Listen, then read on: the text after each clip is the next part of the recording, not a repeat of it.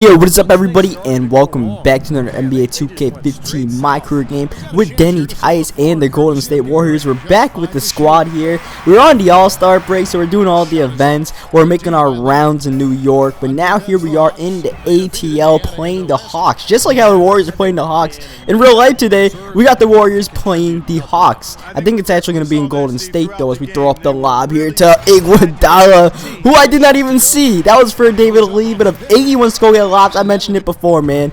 I have no problem throwing lobs to Iggy. That dude flies as high as anyone is. We can test Jeff Teague, but he gets that to go somehow. But don't expect this one to be a close game. Right now, we are on a nice, fat winning streak, and we're throwing the lob. This time, David Lee is going to be the recipient of our lob. It seems like I can lob anybody on this team except for Klay Thompson. And of course Steph Curry. It's like those two, like they're not even running the break for me to throw a lob. But then again, when I see them on the break, I actually try to find them at the 3-point line rather than take them to the hoop, because that just seems to be more efficient as we find Steph Curry. But yeah, we are on a nice fat winning streak. It's like a 10+ winning streak from way before the All-Star break, since that Thunder loss. And I mentioned it before, these games for the most part have not really even been close. We have just been straight up dominant. We got our chemistry down, like this kind of stuff. Finding Steph Curry on the break, Steph Curry pulls up the mid-range jumper, gets it to go. That's unstoppable. That is straight up unstoppable. And when the Hawks start missing a few shots, give us transition opportunities, me to find Steph Curry, who this time attacks the rim. The unpredictability of Steph Curry. Is he going to drive? Is he going to shoot? Is he going to pass? Just scares the living hell out of a defense. That works in our favor. And look at Steph Curry going to throw the lob to Tice.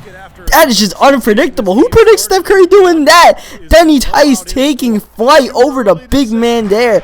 And this is the highlight factory, but for us, as Steph Curry, as usual, is going to beat the buzzer to end the first quarter. It's a 13-point lead, but then I hit the bench. The lead pretty much doubles from 13 points to 25 points as we dunk it right there. So, I mean, we're blowing the living hell out of the Hawks. And this is on Hall of Fame, which you guys will see at the end of the video. But this is only the beginning of what's about to transpire here in the ATL today. So we do a little bounce pass to Livingston, who gets the and one dunk. The lead is now to 35 as Schroeder is loose with the ball, and we're throwing it high for Sean Livingston. If you're around the area to catch an alley-oop, I will hit you up, alright? And it is working for us, man. It is definitely working. And one thing to definitely pay attention in this game is the turnover battle, as Klay Thompson, we're blowing out these dudes straight up, but it really doesn't have much to do with Klay Thompson, believe it or not. Thompson only has, like, what, 8 points there. Pretty shabby shooting as we find Iggy in the corner. Iggy's doing all right. I mean, half his points come from lob attempts. Somehow that one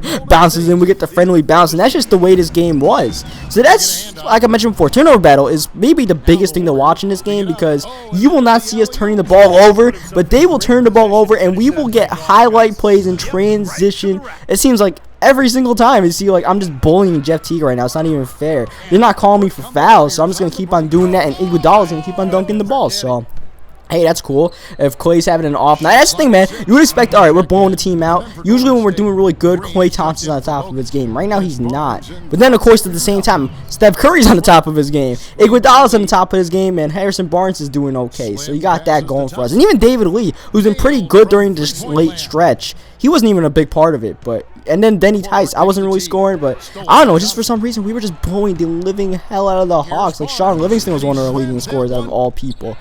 And yeah, so the turnover battle was big, because right now I don't even have a single turnover. Meanwhile, I'm one steal away from a triple-double. The other thing is my efficiency from the field, because I only missed one shot, and that was the dunk that I missed. All right, that shouldn't even count. That should have gone in. As Steph Curry, again, he's got it to go to beat the shot clock, and the lead is almost at 50.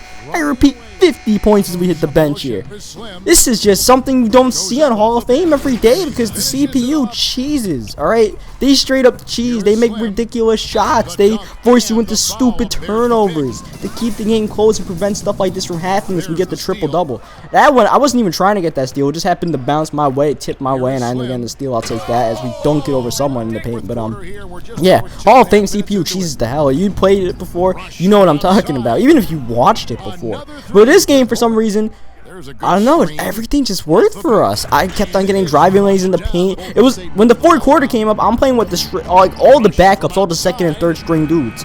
Yet we were still outscoring the Hawks big time. The lead's almost at 60 now as we get the steal on Shelvin Mack, who is loose with the ball, and we're going to take this one ourselves as we're getting close to 30 points in this game now, as once again it's going to take it to the rim. So I don't know what in the world happened to the Hawks, but this is like one of the biggest massacres, Hall of Fame massacres I have ever seen, because look at it, the lead is almost at 70.